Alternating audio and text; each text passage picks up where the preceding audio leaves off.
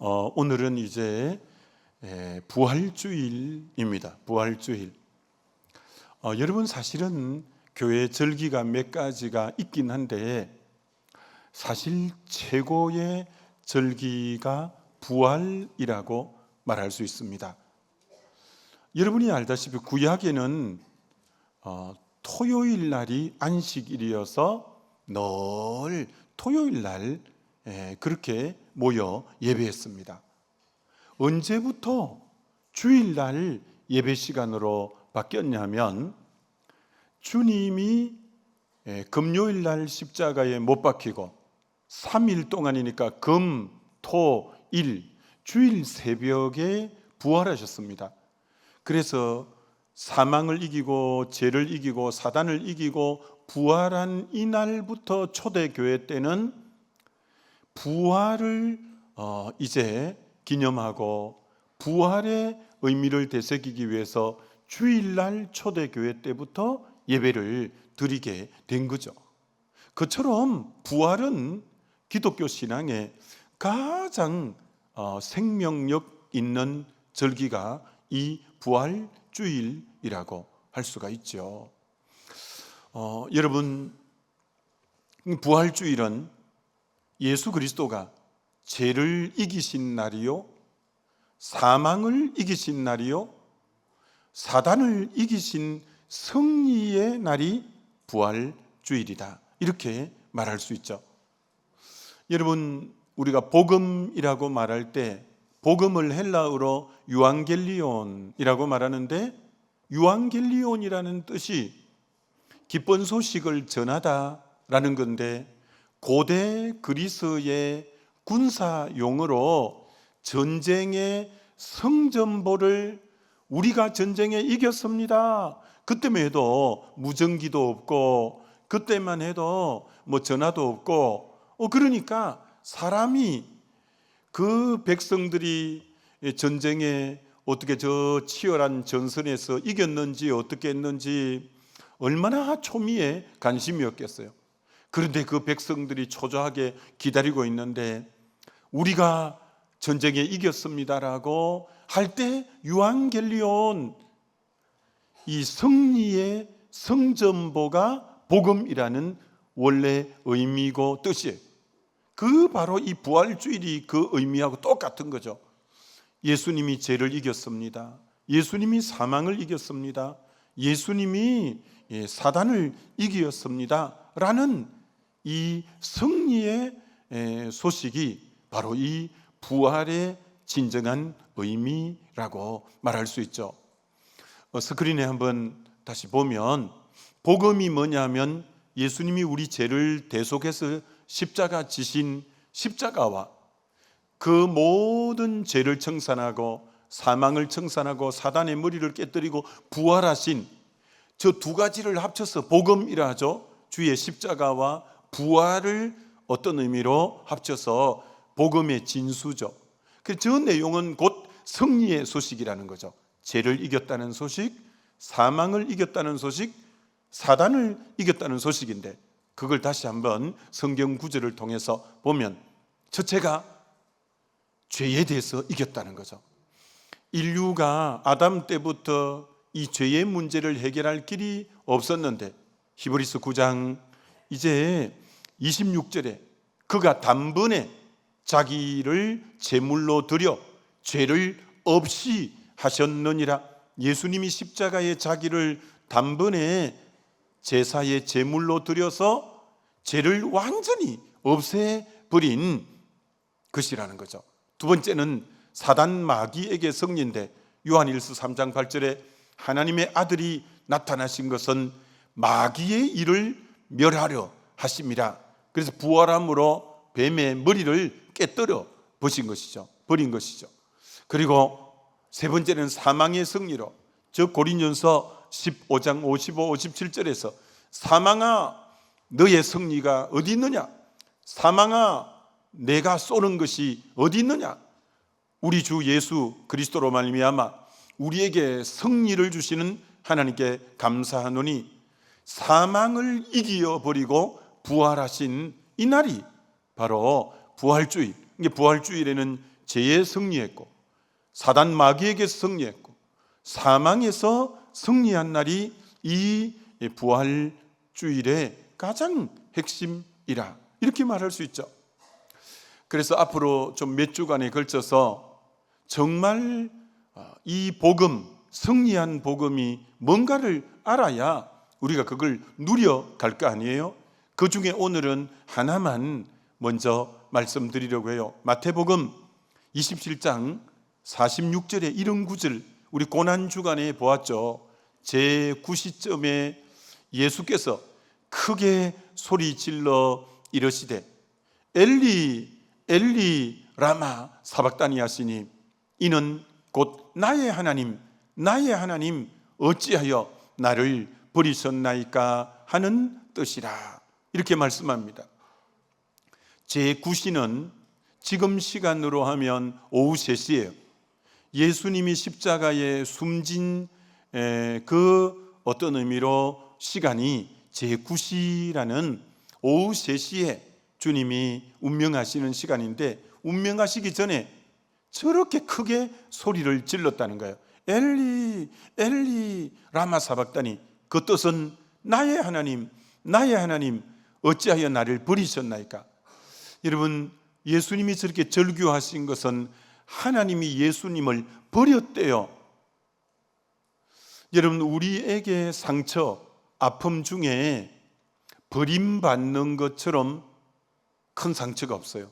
거절감, 이 버림당함, 이게 얼마나 큰 상처인지요.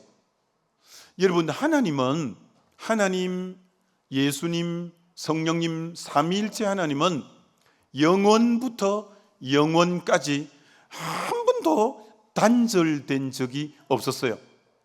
한 번도 연합이 깨뜨려진 적이 없어요. 한 번도 하나됨에서 분리된 적이 없어요. 그런데 영원 전부터 영원까지 단 한 번 하나님과 단절이 된 때가 있는데 바로 저 십자가였어요. 예수님은 저 시간은 인류의 죄를 뒤집어 쓴 죄인으로 십자가에 못 박힌 거예요. 우리 인간의 죄를 대신 짊어진 죄인이에요. 죄인은 거룩하신 하나님하고 연합할 수 없어요. 죄인은 하나님과 교제할 수 없고 하나 될 수 없어요. 그래서 영원 전부터 하나님 아버지와 함께 하셨던 예수님이 저 시간은 인류의 죄를 짊어진 죄인이기 때문에 하나님하고 단절이 딱 끊어져 버린 거예요. 하나님과의 관계가, 여러분 생각해 보셔요. 몇십 년 동안 사귀는 사람이 헤어져도 상처가 클 건데 영원 전부터 관계 맺고 하나 된 분이 관계가 뚝 끊어졌을 때에 받는 충격, 상처는 이거 뭐 어마어마한 거죠. 그럼 여러분, 왜 예수님이 저 시간 하나님하고 단절이 됐냐면 우리 죄 때문에, 우리 죄를 대신 짊어지고 저렇게 단절이 된 것은 핵심이 뭐예요? 왜 단절됐냐면 우리가 죄 때문에 하나님과 이 끊어진 관계를 예수님이 대신 끊어져 줌으로 우리를 연결시키려고, 하나님과 연합시키려고, 우리를 하나님과 하나 되게 하려고, 우리를 하나님과 교제를 회복시키려고 예수님이 단절되어 줌으로 우리를 연합시키려고 저 예수님이 저 십자가에서 하나님께 버림을 당하고 그 단절 때문에, 거절감 때문에 그렇게 크게 소리 지르면서 어찌하여 나를 버리시나이까 하나님 하면서 절규하시는 이유가 거기 있다라는 거예요.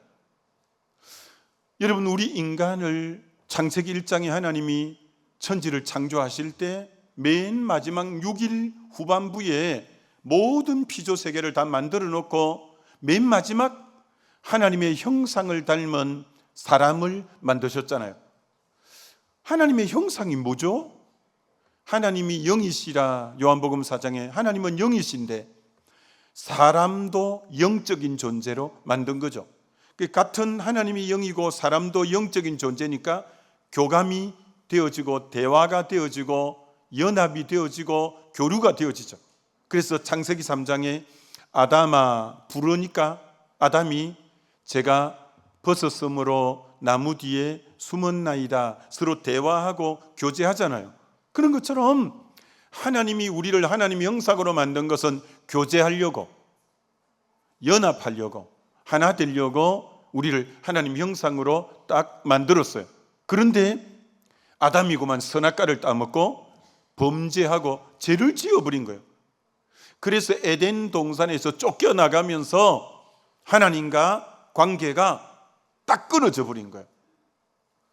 아담 때부터 범죄함으로 하나님과 끊어진 관계를 오늘 이 예수님이 오셔서 다시 끊어진 관계를 연합시키고 끊어진 관계를 이어주고 다시 하나님과의 교제를 회복시키기 위해서 예수님은 십자가에서 저렇게 절규하면서 나의 하나님 어찌하여 나를 버리시나이까라고 저렇게 절규할 수밖에 없는 것은 저와 여러분을 하나님과 연합시키고 끊어진 우리를 하나님과 이어주기 위해서 오늘 저렇게 주님이 말씀하시게 된 거죠.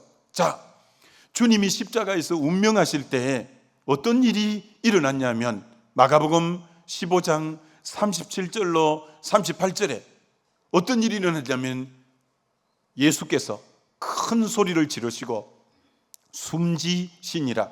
이에 성소 휘장이 위로부터 아래까지 찢어져 둘이 되니라. 아니 예수님이 돌아가셨는데 왜 성소의 휘장이 찢어졌죠? 여러분, 성소 휘장은 안에 지성소와 성소를 가로막고 있는 칸막이가 휘장이죠. 휘장. 여러분, 저 휘장이 딱 가로막기 때문에 지성소 안에 들어갈 수가 없어요. 여러분, 지성소에 들어가는 분은 단 한 분만 구약에는 들어갈 수 있어요. 대제사장이 짐승의 피를 가지고 1년에 단 한 번 대속죄일에 한 번 딱 저 휘장을 걷고 그 지성소 안에 법궤가 있는데 법궤 뚜껑을 속죄소 시언자라고 불러요. 그 법궤 뚜껑 위에 속죄소 시언자의 피를 뿌려요. 그때 하나님이 그곳에 임재하고 나타나 주시는 거예요. 그래서 하나님을 만나는 길이 얼마나 구약에는 힘들고 어려웠냐. 저 휘장이 딱 가로막고 있는 거예요. 휘장 넘어 그것도 대제사장이 그것도 1년에 한 번 그것도 피를 가지고 한 번 겨우 만날 수 있는 거예요. 여러분, 그처럼 구약은 하나님 만나기가 너무너무 힘든 것이 하나님을 만나는 건데 예수님이 드디어 오셔서 인류의 죄 문제를 다 해결하시고 십자가에 죽으시자 저 성소 휘장이 여러분 찢어졌다고 말하는 거예요. 휘장이 찢어짐으로 이제는 하나님 만나러 가는 길이 열렸는데 그걸 히브리서 기자는 히브리서 10장 20절에 이렇게 표현하는 거예요. 우리를 위하여, 자, 우리 때문에 그랬다는 거예요. 우리를 위하여 휘장 가운데로 열어놓으신 새로운 살길이 열렸대요. 새로운 살길이 열렸대요. 휘장은 뭐냐? 뭘 상징하냐? 그의 육체라. 육체가 깨어져 버림으로 십자가에 죽어버림으로 휘장 가운데 살길이 쫙 열려서 여러분, 저 십자가 사건으로 인해서 이제는 하나님 만나려고 이스라엘 갈 필요도 없어요. 이제는 하나님 만나려고 지성소 갈 필요도 없어요. 이제는 하나님 만나려고 대제사장이 될 필요도 없어요. 예수 그리스도를 믿기만 하면 우리가 언제 어디서나 무릎을 꿇고 하나님 앞에 나가서 하나님을 대면할 수 있고 하나님의 임재를 누릴 수 있고, 왜? 성소의 휘장이 찢어져서 언제든지 하나님을 만나는 길을 주님의 저 십자가 부활을 통해서 열어주신 줄 믿습니다. 이게 여러분, 이 십자가 부활을 통해서 우리에게 온 최고의 축복이다, 이렇게 말할 수 있는 것이죠. 다시 한번 성경 구절을 보여드리면 히브리서 10장 19절로 20절에 보면, 그러므로 형제들아, 우리가 예수의 피를 힘입어 성소에 들어갈 담력을 얻었나니 그 길은 우리를 위하여 휘장 가운데로 열어놓으신 새로운 살길이요, 휘장은 곧 그의 육체니라. 이걸 히브리서 기자는 4장에는 16절에는 뭐라고 했냐? 그러므로 우리는 긍휼하심을 받고 때를 따라 돕는 은혜를 얻기 위하여 은혜의 보좌 앞에 담대히 나아갈 것이니라. 여러분, 위의 구절과 밑에 구절에 같이 반복해서 나오는 단어가 있는데, 위에도 나오고 밑에도 나오는데 어떤 단어인지 보셔요. 여러분, 하나님 앞에 갈 때는 그 거룩한 하나님 앞에 자칫 죄인이 나타나면 죽는 거예요. 그래서 너무너무 두려워서 하나님 배움는 게 그렇게 두려울 수가 없는데, 어떻게 된 일인지 이제는 담력을 얻었대요. 위에도 밑에 또도 담대히 나간대요. 우리가 하나님 만나러 가는 것을 담력을 얻었고 밑에도 담대히 나아가는 그 근거가 어디 있냐? 저 맨 위에 줄, 그러므로 형제들아, 우리가 예수의 피를 힘입어. 저게 핵심이에요. 예수의 피를 힘입어. 그분이 십자가에서 저와 여러분의 죄를 위한 피를 흘려주셨기 때문에 그 피를 힘입어 이제는 우리가 휘장 가운데 열어놓은, 휘장 가운데 넘어가면 지성소가 있고 법궤가 있고 은혜의 보좌, 하나님의 임재가 있는 곳으로 나아간다는 거예요. 그것도 담력이 담대한 마음 가지고 때를 따라 돕는 은혜의 얻기 위해서. 은혜의 보좌가 뭐죠? 은혜의 보좌가 바로 지성소를 나타내고, 지성소 안에 법궤 위에 시언자의 피를 뿌리면 하나님이 나타나는, 임재하는 그곳을 은혜의 보좌라고 해요. 지성소 안에 있는 거예요. 저기 어떻게 우리가 담대히 나갈까요? 예수의 피를 힘입어. 예수의 피를 힘입어. 예수님이 십자가 피 흘려주신 이 사건, 죄를 이기고 부활한 이 사건이 우리로 하여금 담대히 하나님께 나아갈 수 있는 엄청난 복을 받게 된 게 저 십자가 사건이요, 부활 사건으로 인해서 우리에게 주신 복이라고 하는 거예요. 자, 여러분, 가룟 유다가 죄를 지었잖아요. 예수님을 언삼십에 팔았어요. 근데 이 가룟 유다가 나중에 잘못했다는 걸 깨닫고 이렇게 말하죠. 내가 무죄한 피를 팔고 죄를 범하였다 하면서 언삼십을 대제사장 앞으로 가지고 나가요. 이게 대제사장이 네가 당하라면서 안 받아줘요. 자기가 너무 후회를 하고 죄책감이 드는 거예요. 내가 무죄한 분을 팔아서 죄를 지었구나. 그럼 여러분, 어떻게 하면 될까요? 주님에게 나와서, 주님, 잘못했습니다. 내가 잘 모르고 이렇게 했습니다. 예수님은 제자의 발을 씻길 때 가룟 유다의 발도 씻겨주신 분이에요. 우리 주님은 베드로가 저주까지 하면서 예수님을 3번 모른다고 했어요. 근데 그 베드로는 주님 앞에 와서 통곡하면서 회개했을 때 하나님 앞에 어떻게 나왔냐? 진짜 그 피를 힘입어 담대히 나온 거예요. 그랬더니 다시 용서받고 회복되고 다시 수제자가 되고 다시 쓰임받는 역사가 있었지만, 여러분, 가룟 유다는 후회에 막급하고 너무 죄책감에 짓눌리고 그러다가 그 죄가 자기를 짓눌러서 주님 앞에 나올 담대함이 없는 거예요. 담대함이 없는 거예요. 계속 그는 나 같은 사람도 하나님이 사랑해 주겠냐? 하나님은 나 같은 인간은 이미 버렸을 거야. 정말 내가 지금 이런 모습이 된 것은 내 죄값을 내가 받는 게 아니겠어? 난 돌이키기에 너무 때가 늦었어. 하나님은 날 같은 건 안 받아주실 거야.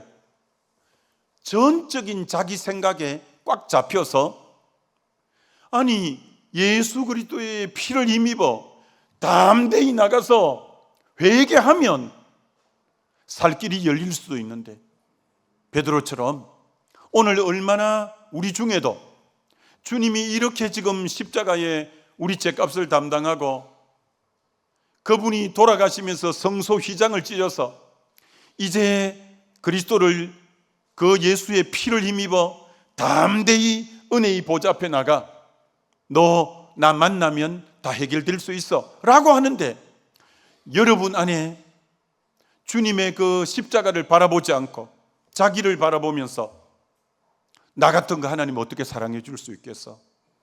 하나님 날 버리셔서 난 너무 하나님께 멀리 지금 와서 이제 돌아갈 수 없어. 하나님은 나 같은 사람은 받아주시지 않을 거야. 끊임없이 자기 죄만 바라보고 자책만 하고 후회만 하고 탄식만 하고, 그래서 죄책감에 눌려서 결국은 자포자기하고 죽는, 자살하는 길로 가버리는 거예요. 여러분 중에 지금 죄에 눌려 있는 분 없어요? 나 같은 사람 하나님 사랑 안 해줄 거야. 하나님 나 같은 사람 주님이 인정 안 해줄 거야. 난 너무 멀리 왔어. 난 너무 죄를 많이 지었어. 난 너무 많은 사람에게 상처를 주었어. 나 같은 사람은 주님이 못 받아줄 거야. 계속 자기 죄만 바라보고 죄책감에 눌려서 자기 안에 갇혀서 그런 분은 주님 앞에 못 나가는 거예요. 담대함이 없는 거예요. 여러분, 저와 여러분이 지난날에 너무 부끄럽고 너무 주님 앞에 죄송하고 너무 많이 죄를 짓고 너무 많은 사람의 상처를 주고, 여러분이 그럴지라도 오늘 주님께서는 예수의 피를 힘입어 은혜의 보좌 앞에 담대히 나와라 라고 말씀하는 거예요. 여러분, 그래서 주님이 십자가에 죽으셨고 그래서 부활하셨기 때문에 저와 여러분이 주의 피를 힘입고 담대히 주님 발 앞으로 나아가는 저와 여러분 되시기를 우리 주님의 이름으로 축원합니다. 다시 한번 여쭤봅니다. 여러분이 예수님이 여러분의 죄를 위해서 피 흘려 돌아가신 대속의 십자가를 믿으십니까? 믿는다면 그 피를 힘입어 여러분의 지난 과거에 무슨 잘못과 허물이 있더라도 피를 힘입어 은혜의 보좌 앞으로 담대히 나아가게 되시는 그런 역사가 있게 되시기를 주의 이름으로 축원합니다. 이게 지난 고난 주간을 통해서 주님이 완성한 복음이요, 부활주의를 통해서 우리에게 주시는 최고의 선물이라는 거예요. 여러분, 만약에 누가복음 15장의 둘째 아들이 참 못된 아들이죠. 왜 못됐어요? 아버지가 돌아가시기도 전에 자기 몫의 유산을 달라고 하는 거예요. 아니, 유산이라는 것은 부모님이 돌아가셔야 자녀에게 물려주는 거지, 어떻게 부모님이 돌아가시지도 않았는데 유산 먼저 달라고 하는 진짜 나쁜 사람이죠. 이 둘째가 그 유산을 미리 받았어요. 그리고 아버지 싫다고 먼 나라로 떠나버렸어요. 온갖 창기와 더불어 먹고 마시고 못된 짓을 했어요.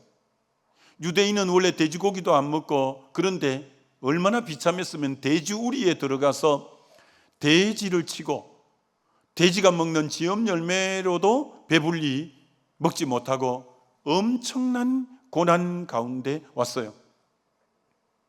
그런데 이 아들이 아버지를 생각한 거예요. 아버지 집에는 풍족한데 난 여기서 줄여 죽는구나. 내가 아버지께 가서 아들로는 받아달라고 하지 말고 품꾼의 하나로도 나를 받아달라고 해야 되겠다. 이 아들이 잘한 게 돌이켜서 아버지에게로 나왔다는 거예요.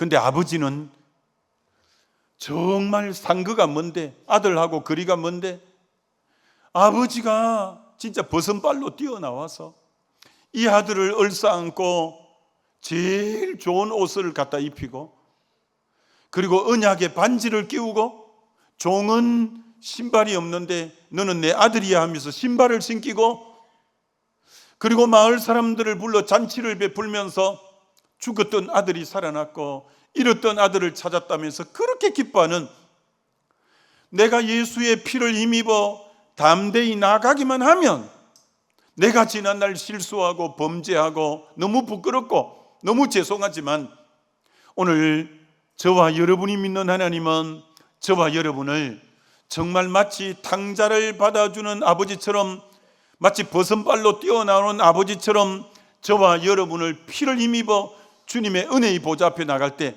받아주시는 우리 하나님이신 줄 믿습니다. 그렇기 때문에 여러분, 중요한 것은 저와 여러분이 이 주님의 저 십자가에서 엘리 엘리 라마 사박다니, 나의 하나님 나의 하나님 어찌하여 나를 버리시나이까, 하나님하고 예수님이 단절이 되는 그 시간, 드디어 성소 휘장이 찢어지면서 하나님께로 가는 고속도로 같은 길을 열어주셔서 나하고 하나님하고 만날 수 있는 길을 열어주셨는데, 이제는 그 피를 의지하기만 하면 어떤 부분이 있더라도 저와 여러분은 그 피를 힘입기만 하면 은혜의 보좌 앞에 담대히 나아가게 되어지는 줄 믿습니다. 이게 복음이에요. 이게 복음이에요. 이게 부활절에 하나님이 우리에게 주시는 선물이에요. 여러분, 고린전서 1장 9절이 이런 구절이에요. 너희를 불러 그의 아들 예수 그리스도 우리 주와 더불어 교제하게 하시는 하나님은 미쁘시도다. 여러분을 부르신 목적이 교제하려고 불렀대요. 사귀 말라고, 교제하려고. 저게 원래 창세기 1장에 하나님 형상으로 지은 목적이에요. 다른 피조물하고 다르게 너를 영적인 존재로 만드는 것은 너하고 나하고 교제하려고 내가 너를 만들었다. 그런데 저게 언제 깨어졌냐? 죄 지으면서 하나님과 단절이 와버렸는데, 다시 예수의 피를 힘입어서 주님이 하나님과 관계가 단절되어 주심으로 우리를 하나님과 연합시켰기 때문에 주님이 다시 부르는 거예요. 너희를 불러 그 아들 예수 그리스도 우리 주와 더불어 교제케 하시는 하나님은 미쁘시다, 신실하다. 여러분, 예수의 피를 힘입어 원래 창조의 목적처럼 주님하고 늘 교제하고 친밀하는 저와 여러분 되시기를 주의 이름으로 축원합니다.